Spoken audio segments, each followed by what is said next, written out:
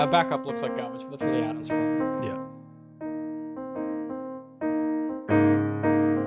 And 3, 2. Hey guys, welcome back to the Arthritis Podcast, official podcast of digital and creative media works. Where each week we take something from pop culture and try to break it down to better understand it. My name is David.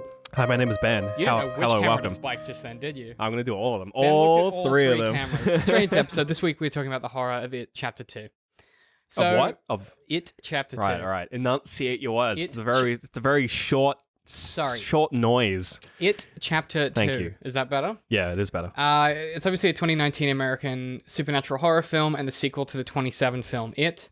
And both the 27 film? 2017 film Thank It, you, David. both based on the 1986 novel by Stephen King. Before we get into the summary, what did you think? Yeah, it's just more of the same. Yeah. I mean, it's a continuation of the first film. Yeah. It's not as funny, which I'm a little disappointed about. Yeah. The first film was fucking hilarious. Fucking funny. There's some pretty funny shit in this film. It's more like adult humor though. We kind of go, eh. Well, and like some of it's just so ridiculous. Whereas I think like in the first film there were like second like gifable seconds. Like just like periods where it's just like that just looks fucking ridiculous. Whereas in this one there's some through line ridiculousness that's just like, oh man. So yeah, I enjoyed it. Every like scare was sort of just done the exact same way, which I appreciate it because I was able to anticipate it and shield my baby boy eyes. There was 2 that got me pretty bad, but the rest of them, like, yeah, they let you know it's coming, so it's not, which is good. It made me feel way less anxious because I knew it was coming. It's like Pennywise is just so like the guy who plays him is just so fucking good. He's so good. This is a Bill lot of fun. Skarsgård, I yeah. mean, if you don't like horror films, you won't like this. I don't know. This to me is much more of a Stephen King. The first one was very much a horror, like kind of throwback. This gets 70s. very close to basically being like another Dark Tower film. It's almost like almost like an adventure so story. close. Yeah, the first film like touched it a bit with the bloody orbs.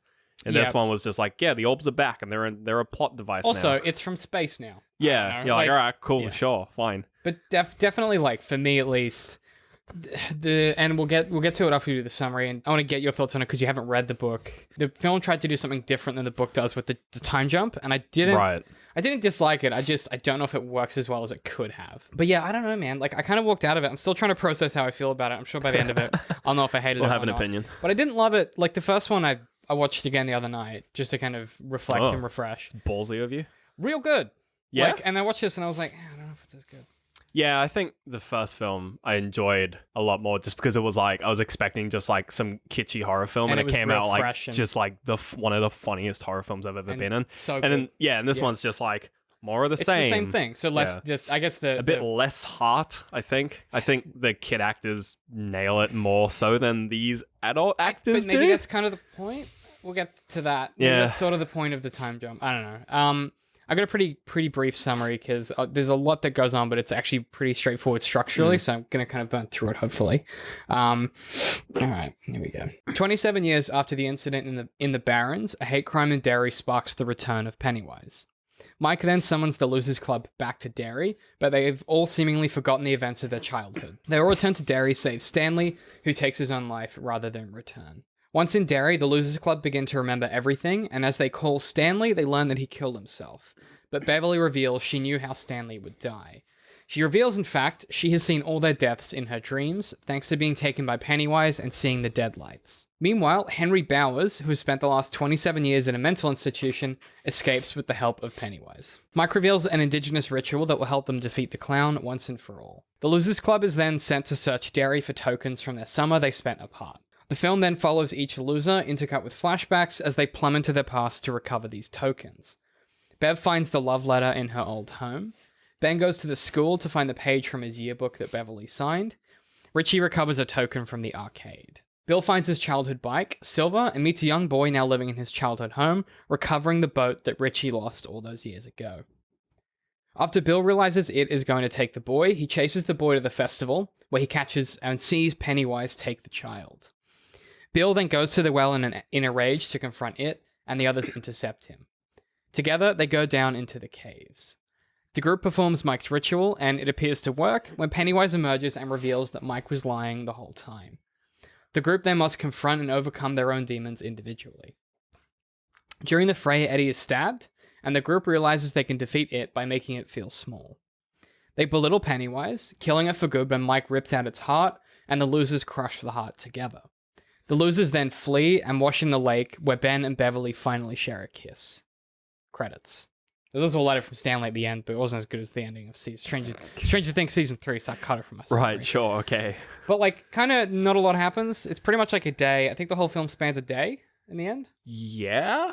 I think so, because it's like the festival. Whereas the first film spans a whole summer, which is, I think, part of why... Literally, like, months. Yeah, I think that's a big part of why the first film feels a bit more like... There's a lot more heart to it, because it goes over a much longer period of time. Whereas this is literally, like 24 hours. Yeah, this one feels like an extended epilogue of the first film. Which is kind of how it feels like in the book. Because you could imagine, like, any other writer would write the first chapter of this story. And then do the second one. And then be like, well, that would be like, that's it. Like, it's a story about kids. Like, if you think about Stephen King's other work that involved kids, like, you know, they would go on this adventure and they defeat the evil, and then that'd be the end of the story. And he's like, oh no, there's a whole other thing when they're adults they have to go back and confront being a kid. I think this film's weird because of that kind of sequelitis it has, where it's got all those throwbacks to the first films and like all these extra like tidbits, like memories that they had that like weren't in the first film, or like stuff that was in the first film, like just, you know, straight up recreating. Well, just replaying some scenes. There's even a few scenes where they either replay them wholesale or they recreate them from like a different perspective. Yeah. And it's like, that's cool, but it's like, the last film came out like 2017. Like, it hasn't been that long. And it felt weird where they were like, it was like, you know, you watch, I don't know, Endgame, where they do all of those, like, they do all the time travel back. Spoilers for Endgame, by the way. Yeah. There's time. Everyone's seen it. Who gives a shit? If you give a shit, you've seen it. Sorry. Where it's like, you know, and they do all the time travel back, and they show all the, you know, they showed like the same scenes from like different perspectives. He's like, oh, that's really cool. And it's like, yeah, that was fine, because that was like 10 years. Or more like 7. But it's a long period of time. Yeah, it's like a lengthy period of time. And when they recreate it, you're like, oh, wow, it's really cool. They were able to like de-age some characters. Look at how or far like, we've come. Yeah, whereas in this, it's like, you know, the kids look the same because they probably just filmed it at the same time. It hasn't been very long. It doesn't feel... You're right. But then isn't that kind of the point of going back to Derry now, is that nothing's changed? Like, Derry is this when it is inhabiting the town, it's seemingly this place that's stuck in town. Like, the fact... I think you're right. But the fact that when I'm thinking of a few shots in particular when Bill cycles past that door behind the butchers where you know, they patch up Ben and where, you know, the hands came through in the first film. It's exactly the same. Like, it's the same set. And I'm like, what I was looking for was like a fresh coat of paint. Yeah, like hide it a bit. Something, but you're like, oh, like that's something in the town's changed. And they did it a few times, but not enough that it felt like Derry had moved on and then this thing resurfaced. It felt like Derry had stayed the same, waiting for it to return. Part of that is like, this is like weird just due to like when this film's come out and like, you know, if like when you're watching this film, I feel like if you watch the first film and then immediately if you marathon these two films, it would probably feel pretty natural, because you would just it would just feel like the book, just like the time jump. It just knocks in. And like the flashbacks would just be like, yeah, sure, like why not? And that's kind of how it felt for me, having just watched. Yeah. Whereas for me, it was like the flashbacks were like, they're trying to like evoke the first film, but it hasn't been long enough for that. Oh, interesting. For them to like evoke it and me not to be like, yeah, I know. For me, what it felt like is they were like, hey, we're filling in some of the blanks of stuff you didn't see. But those weren't blanks that I was like, I wonder what they did. But the blanks were super overt, because like, you know, when probably the biggest one is like when Beverly goes to get her token and there's like that scene with her and her dad again. I was like, yeah, I know. Like, I remember. We know he like that was like the biggest. That was like new. Yeah, that wasn't new. Probably, but then on the flip side, with what's his name? The nerd, the loudmouth, the new comedian.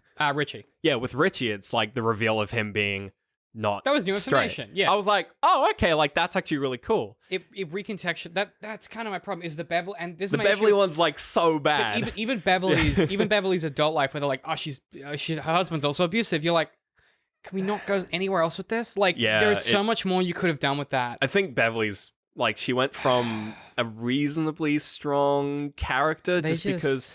and they just shoved. They were like, "Get into the fucking love triangle, into the trash triangle, you go." The thing that and they're like, "Really?" the thing that annoyed the shit out of me is like there are so many interesting ways you could deal with that. Because what I was looking for is in Beverly a character with this PTSD where like maybe she doesn't have an abusive husband, but she's always on the lookout for the little signs, and she's always like freaking out and shit. Right. And you could have set her up to be the one character who, even though she doesn't remember Derry, like she's still got these little tics and stuff, and it could, for her as an adult, explain some of that behavior. Yeah. But instead, they were like, "Oh no, she still thinks like it's, maybe put some conflict between her and the love triangle instead of it just being like it's fine." Yeah. Her and Bill would have worked really well.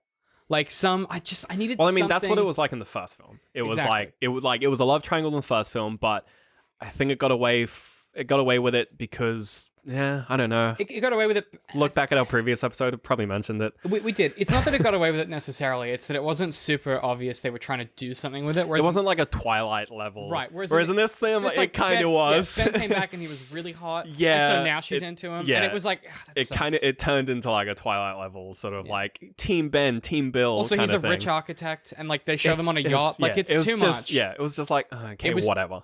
It was a little too on the nose, I think. There was a way you could have done that. I think that it would have felt less overt, but I'm not sure that's the film.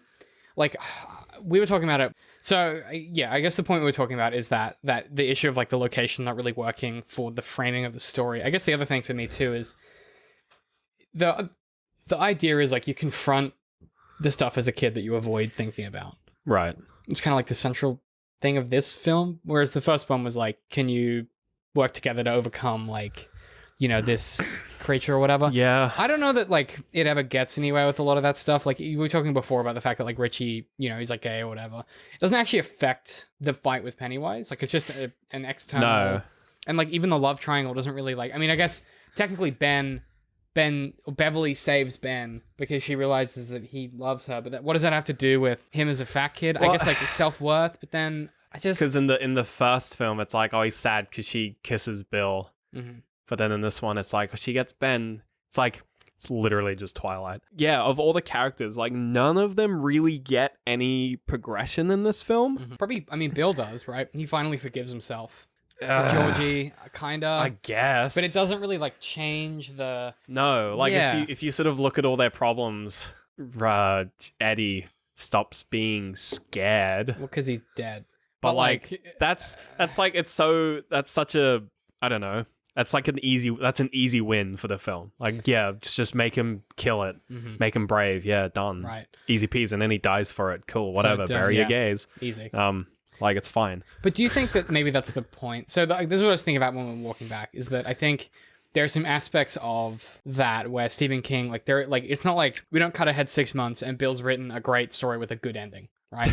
He's just writing another book. Yeah. Right. So I think maybe a part of it is Stephen King trying to be like, when you do overcome that stuff, you don't immediately then have a perfect life and everything is solved. I mean, I guess Beverly and Ben do, whatever. But like, it doesn't like solve life for you. It's just, you're just a bit less shit than you were kind of thing. I don't know, because this film has such a weird like fixation on them as kids, where like when they, the last scene before like the epilogue, it switches to the kids' perspective, and then it's like the kids going off into the distance, and then just the final bit's just like, just give the adults some closure. I don't fucking know. If this film's about like overcoming their demons and things, then like ending with the kids kind of makes more sense, because the first film was actually about that. Yeah, like they actually like literally overcome. Yeah, that's like literally the film. Yeah. Whereas this one, it's just like, they have problems again. It's like, his stutter is back because he's scared. You're like, what the fuck? It's probably not how that works. Yeah, that was like, what I think it was. I thought the implication. I read that differently. I thought the implication was he forgot that he had a stutter. He left Derry. Like, wow. Yeah. And I was like, is that what we're doing? Speech therapists hate him. Yeah.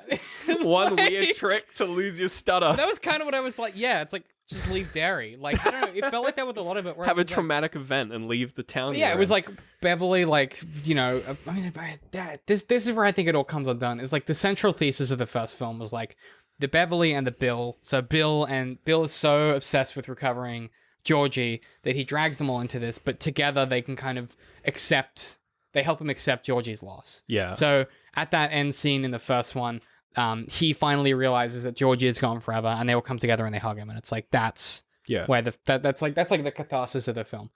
This film's theoretical equivalent visually is Eddie's death and Richie mourning and them coming together and comforting him. And then they just gotta find his glasses and they kiss underwater. Like, it and doesn't... they play that scene so weird because it's and like when like when Beverly gets pulled underwater and they all go underwater to get her, and then they come up, she's fine. It's like, yeah. And then like at the end, it's like it kind of mirrors that where they all go underwater again, and you're like, I was like, what are they doing? They mix their metaphors a lot. That's kind of my issue, is like there's no consistent, there's consistent film language being used in those shots, but there's no consistent use of use of it. Yeah, it's not trying to do anything. It's just, what is fucking scary, isn't it? And you're like, yeah, it is. Being underwater is scary. Yeah, and they play that in the first film where like, oh, water's scary, whatever. It's like, oh, something's under there and it's a fucking turtle and then they're having fun. And you're like, cool, water's not that scary when you're a kid. But then as adults, it's like they're grieving or whatever. And then, yeah, to mix those metaphors in that way, I was like, I don't know what, it's like, honestly, it's like someone told them what the first film was secondhand, and they were like, you know what, we'll do part 2. It's a lot of these films that we do. It's just weird. Like, I'm like, do you guys not realize that there is a consistent, and this is true about any medium of storytelling, but particularly film, because it's so visual. Like, there is a consistent language at play here, and when you do that shit, it becomes so hard to pass what you're supposed to be paying attention to. Is this a problem of like, is this like another Hobbit trilogy? Where it's like they've taken what is essentially like this, like how big is the adult part of the book? Like how it's literally half. Is it half? But here's the thing. There's a lot of flashbacks in it, so it's not half. It's just kind of the same as this, where it is theoretically half, but it's mostly flashback. It feels, because again, like when we went through the synopsis, it's like there's not a lot that goes on. Like they arrive in Derry, they get a bit spooked. There's a couple of hate crimes. Mm-hmm. Naked grandma. Mm-hmm. They get their shit. They go to the house. Mm-hmm. They do a House of Mirrors scene because like they can't fucking help themselves. Mm-hmm. Like, we got to do a House of Mirrors. It'll be great. Pennywise eats like 2 kids. Yeah, which is like a pretty low number considering the first film. I will say that first girl that it eats, that was a lot. Like the little girl. It was also very funny. It was very funny, but I was also like, they got the perfect actor for that, because that kid was so cute. And I was like, please don't get it. Please don't get it. I mean, that was like, so that scene, like that build up and that like payoff, I guess, like just, and like the acting and the dialogue, like I love that. Mm-hmm. Like I love that about Pennywise, where he's like, where it's just like his dialogue is so just like cheesy and dumb, and he plays like this lame duck all the time. Totally works. It's just so much fun. That scene in particular is like fucking so good. Yeah, like and then they play it and they let you play it out, where it's like you're waiting for 3 and you're like, waiting for 3. He just starts drooling. I was sitting the whole time and I'm like, what is going on? Can we get to the jump scare? And I was like, oh, maybe they're not going to do it or something. No, absolutely. Like an adult's going to do a jump scare, but come on. And then I think like the physical humor aspect of Pennywise, like when they do it in this film, it's like, it's spot on. Like it's still really spot on. I think that definitely. And it's only really in 2 places. It's like it's the girl at the front. It's the girl at the start. It's the I think the mirror maze is pretty funny. Yeah, where it's just like, right, especially when he's licking it. Like, oh my god, fucking just good. Like there's some funny shit. Like, you know, the fact that this film gets laughs, and it's meant to be a horror, is just like, it's pretty. It means it's doing something right. It's doing something right. Yeah. But then I guess there's an aspect of when you're talking about, okay, again, that's not the film. That's just like random death. Yeah, it's weird. It's just like random bits that they put in, and it doesn't. Like, Pennywise needs to kill someone, and he's still funny. Guys, remember, he's funny. Bill Skarsgård's great. Don't you enjoy this? And we're like, yeah, we do. But that stuff, I'm like, that should have. I don't know. There's a way you could have refactored a lot of this. I'm not saying it's bad, but I just think if you're going with the structure of, very similar to the first one, where it's like everyone has to confront Pennywise, or that, and in this one, and their childhood, overcome that in the cave at the end. That's the structure that we're going with. Yeah. It just felt like they missed a trick by having all the flashbacks have Pennywise in them, because there's something, as an adult, there are so many things that are more scary than, like, I mean, to be fair, the Stan Spider thing was fucking horrifying. That was pretty rough. I was like, because I hate spiders, I was like, fuck right. this. Yeah. But like there are way more things. There are things that are way scarier than clowns, and that's what I was looking for them to play up, is the adults being afraid of interesting, different shit. Well, in the first film, they had like the individual fears. Like they did that better than this one. Definitely. Like apart from maybe the flashbacks, But again, that's like, yeah, we've had that. That was the first film. Right, like, because, like, Like, Mike they was... brought the leper back again. You're like, oh, I remember that guy from the first film. Because it's like...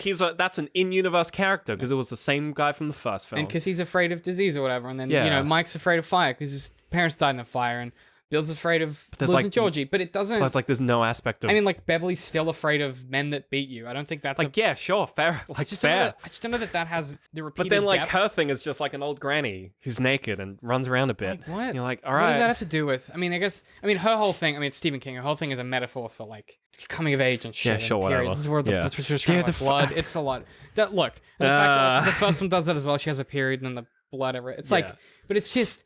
It never quite gets there. Like, if that was what you were doing with it, and, like, yeah, I get it, it's the mother, and there's still that, like, coming of age, childhood, parenthood, mother thing going on, but there's not enough screen time for any of it to work or to get to a point. Like, I guess the grandmother was supposed to be, like, the representation of, like, the fact that Pennywise theoretically came from somewhere, and that she never reconciled her family history and her father, but it just doesn't get there. It kind of happens. It's just kind of, it's like, oh, there's a big naked grandma who's a bit spooky because she looks like multiple mouths. She looks like a big monster from video game. Cool. And you're like, yeah, she does look like monster from video game. I think they had more monsters, whereas in the first film, whenever they had like monsters, it was always like a personification of like a fear.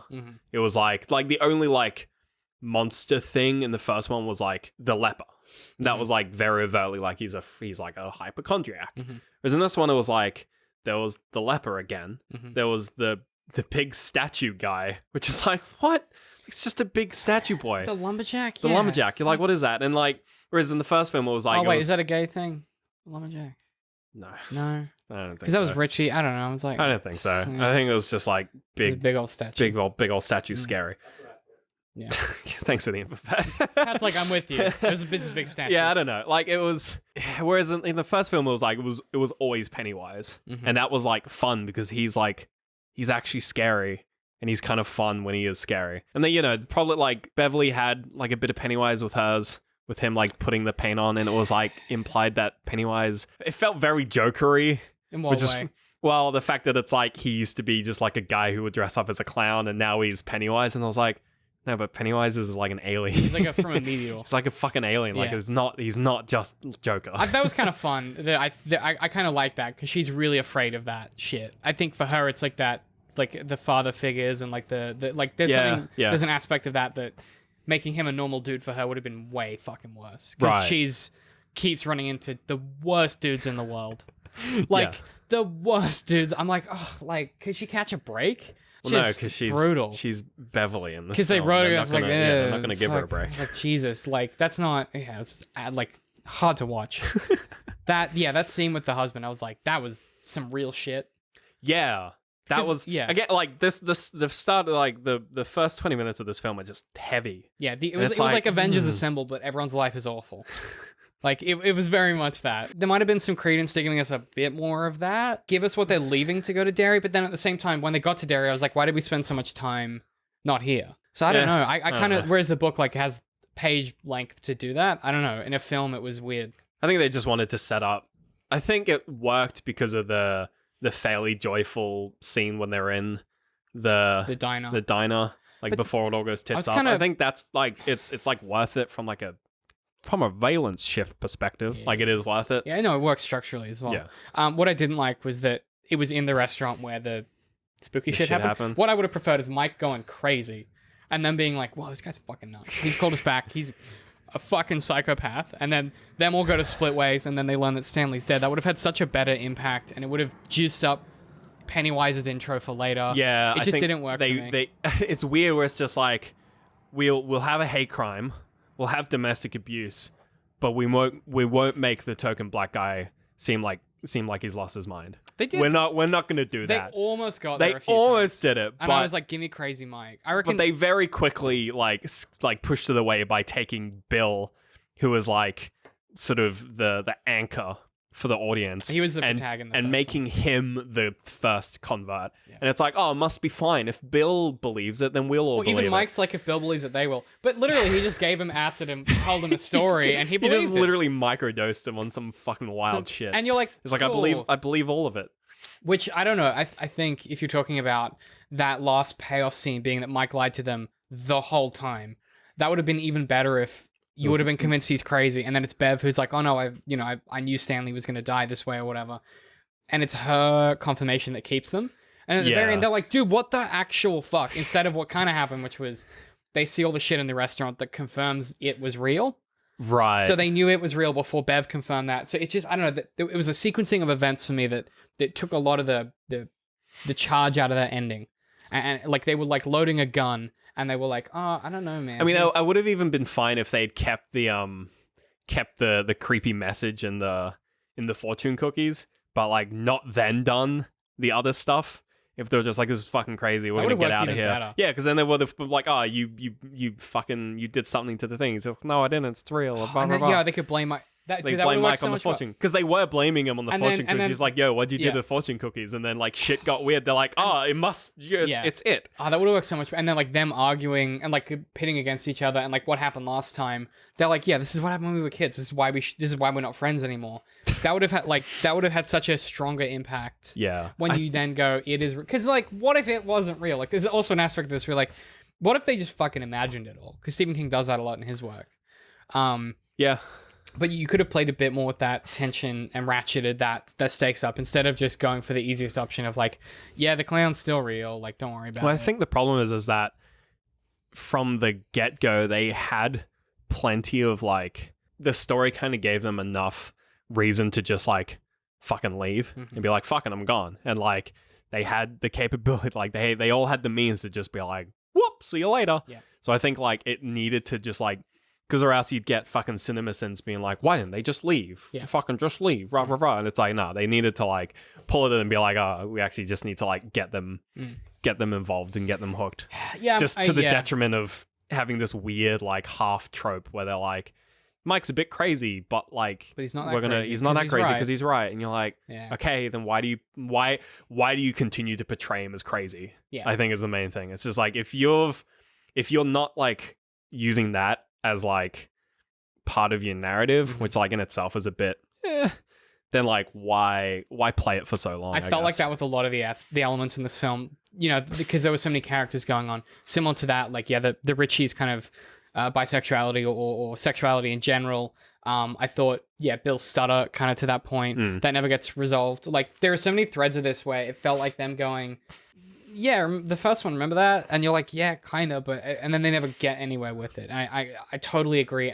But whether that's a product of what they had to film with the kids at the time, the reshoots, we don't know what was happening mechanically, but there are things you could have done to the film that you were actually shooting script-wise that would have just punched it up and ratcheted up just enough that this could have been like a real like dead hitter sequel. Like it could have been, because the first one people love it. Yeah. This could have been a Fucking real punchy. really, yeah. But instead, what it kind of felt like was a Hollywood thriller that happened to be the sequel to a really good horror. Yeah, and was kind of carried on the coattails of absolutely Pennywise and I don't know, and like the first film to an extent. Yeah, and just like because pretty much whenever Pennywise is on screen, the film's really good.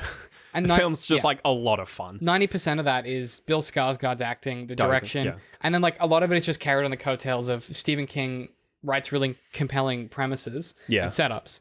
And I would have liked to have seen them take a bit more time with it and really ratchet that shit up. Because this, honestly, like thinking about it now, there are so many cool ideas they could have punched in on. Like, the Mike thing is a really good example.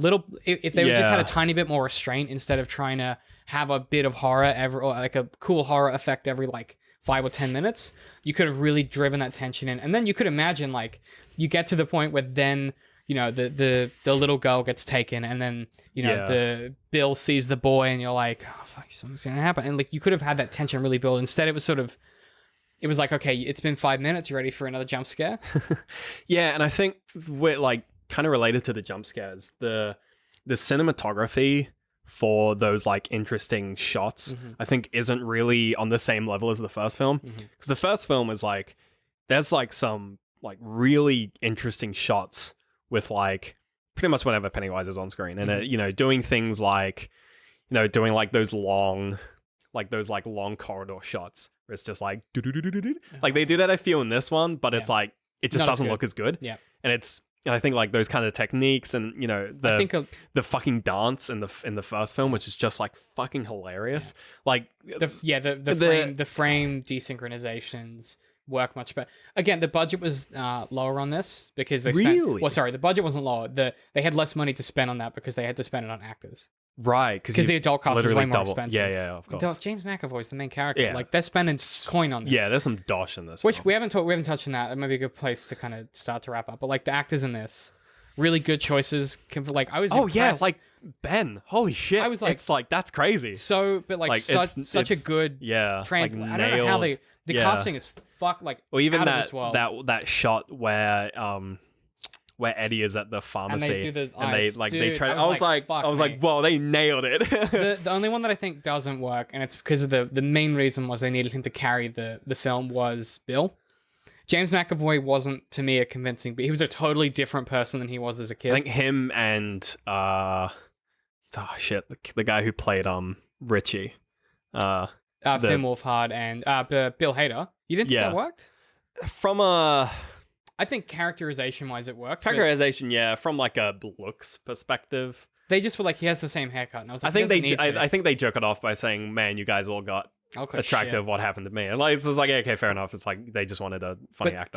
They just give him a different haircut. Like, give me something where it's like he's just not. It's just they didn't just cast a guy and be like, well, he doesn't look similar enough. Like they got Bill Hader because they were like, he'll play that character well. Give him the same haircut. I'm like, you don't need to do that. It's fine. He can just be. He can just be him. It's fine. He can have a different doesn't haircut. Yeah. It's kind of like how when they did the Han Solo solo film, and they were like, oh, he has the same haircut. And I'm like, why? Who gives a shit? Yeah. Like, as long as he can get a good convincingly actor. be the Yeah. same character. Kind of how I felt with that. But Yeah. generally, like, the cast fucking knocked it out of the park.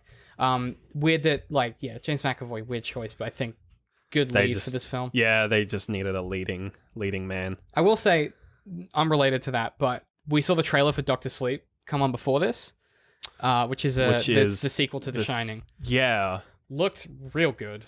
It looks. Ewan McGregor looks It really looks. good. There was a reference to the. Well, there were actually a few references to The Shining in this. There was the very overt "Here's Johnny" reference. But there was also what seemed like a reference to the twins from The Shining. Yeah. Which a Which lot is of interesting. I mean, Stephen King. Fucking, it's gonna be hell, but like a Stephen King extended universe. That's what all the books are. They're all exactly. They're all in the same universe. Yeah. He hasn't. It's just they kind of flubbed on Dark Tower, so everyone's like, eh. If that maybe just do the Captain America, do the Iron Man before you do Dark Tower. You got that. They That's kind like of jumped the gun a bit. That'd be like if the first Batman film that Chris Nolan did was garbage. You'd be like, oh, I don't know if. Well, it's like if they started with Batman v Superman. Yeah, like it's. It'd be like if they started with Batman v Superman. You fucking idiots. We're completely off topic. We need to wrap up. Anyway. Look, I think as far as trying to do a sequel, they missed a few tricks of making this a contained story that worked. I want to see it back to back. I want to. I think that will be a interesting. single sitting. We might revisit it on a podcast and do a single sitting. Be like first one, second one. Because in a single sitting, you're getting 75% of like It's mostly the young kids. cards, and then like 25% of the adults. I think that would work I better. think will work better. I would. Yeah. Whereas this being 50-50, it's kind of unfocused. Yeah, and there's so much setup without payoff in the second part, but maybe that's less so if you have you've seen the all the setup setup from and the the- first yeah, one. yeah. So maybe that's less of a problem. I don't know, but I'm excited to see them back to back. Hopefully that improves it. I mean, I still had a really good time, but definitely they missed a few tricks. Yeah, I still enjoyed it. Still had a really good time. I'm really keen to see them do. I mean, Stephen King's gone through a renaissance recently of them remaking his work. Really keen to see Doctor Sleep because the book is fantastic. So, with Doctor Sleep, did he like release it under that title, and then halfway through the book, people are like, "Wait, this is a sequel to The Shining." Did he do one of those? No, you kind of work it out like chapter 4 or 5. Okay. It's not. He wasn't like it's a sequel. He was like it's just the same characters. Oh, okay. Fair enough. Yeah, and then it eventually becomes a sequel as the story goes on. It's like, It's this much is a less sequel. subtle than like it's the follow up because that's what even in the trailer they didn't say it's a sequel to The Shining. I mean, yeah, they were watching. Like we were watching the trailer. We had a pretty interesting crowd at the cinema. Weird. And like he was like, he's like, oh, I call it The Shining, and like a bunch of people were like, whoa, and we're like, guys, it was so obvious that it was a. But maybe for normal people it's not. I don't know. Yeah, fucking normies. Yeah, it's just a fascinating kind of era to be going through where Stephen King, a guy who's been writing really well for a long time, is suddenly like coming up again. And He's a new Stan Lee. Kind of. He's got a cameo. So I'm interested to see what they do next. They're still doing the Dark Tower TV show, but they have promised that they're going to do it good, and I'm like, I just don't trust you because the film was. Yeah, that's a very hollow promise. I feel Stephen King refuses to comment on the film. So That says volumes, speaks volumes. Yep. But yeah, look, I'm excited to see what they do next with his material. But well, let's watch him back to back and make a final judgment call. Okay, I haven't really worked on how we're gonna do like so that there'll be an ad that goes just there. Oh, okay. Welcome to the ad. Adam will cut all of this out. So then I'm thinking for the recommendations, there'll be a bit in the ad which is like, now let's hear what the boys recommend this week.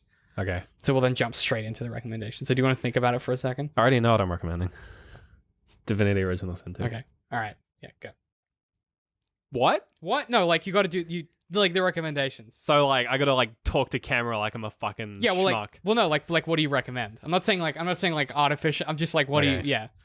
All right. Sorry, that was hard to explain. That what was we're doing really live. confusing. We'll work it out. I'm still trying to work it out. But I think what we do is we have the ad, and then we jump literally straight into us talking about it. Okay. And then there'll be a little wrap up bit where it's like, instead of what we normally do which is like where can you find us?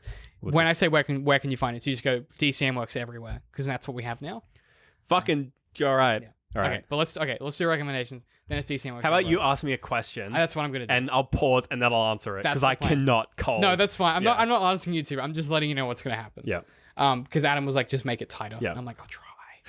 So he's gonna watch this and be like, why are they doing this live? Like, do you have any recommendations for this week? I've been doing nothing but play Divinity Original Sin 2 on the Switch. It is. I play it on the train when I go to work, and it is. Oh my god! I played like a bit of the first one, but I never like got super into it. I think partly because I tried to play it like with friends, like co-op, because it's got like an amazing co-op, and I was like, oh, we should play it as like a group of people. And I tried to do the same thing with this one, but I was like, you know what? I'm just gonna fucking play it on my own. And I love it, and I'm like through a fair chunk of it. I'm about 20 hours in. Excellent. I'm like not even past the first chapter. So okay. Fucking really raring to go.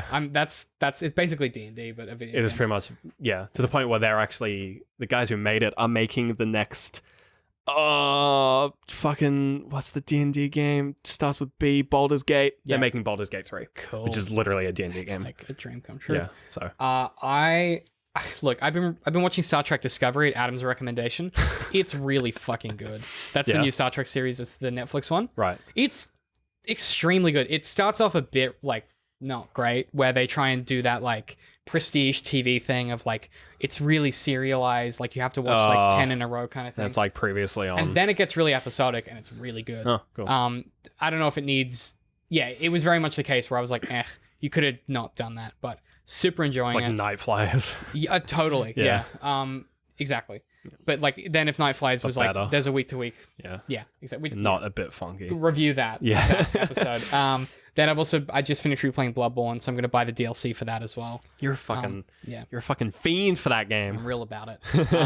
I also wanted to mention that I'm also writing articles on Medium. We all kind of are trying to do that now because we often have ideas for videos and stuff that never quite gets to being a video. Yeah. So we're gonna kind of either post some of that it's stuff just too there. hard or like the content never quite fits into a video format. So we're gonna be doing that as well. Otherwise, where can people find us? DCM.Works everywhere. We DCM fucking did it. We nailed it. We nailed it down. We managed to coerce the internet into giving us our name everywhere for everything. Yeah. Thank you, Twitter. Thanks, Twitter and Facebook. Or alternatively, if you want to just go to one place, Dcm.Works is the best URL. That's going to point you to all the different places we are on the internet. We also have a Discord server you can join if you want to chat with us and see what we're doing and been up to during the week. Get some spicy memes in you. Get some spicy memes. Otherwise, if you want to support us directly, the best way to do that is subscribe to us on Patreon. It literally helps pay for all of this. We have 3 people that I pay to make this show that aren't us. Guess who wasn't one of those 3 people? It's me. So if you want to help us make some money from this and help us keep the lights on, best way to do that is to go to Patreon, and we're at patreon.com/DCM.Works. Otherwise, if you want to follow us individually, I'm at DCM I Hate Pie. I'm at Literal Citrus. And we'll see you guys next week.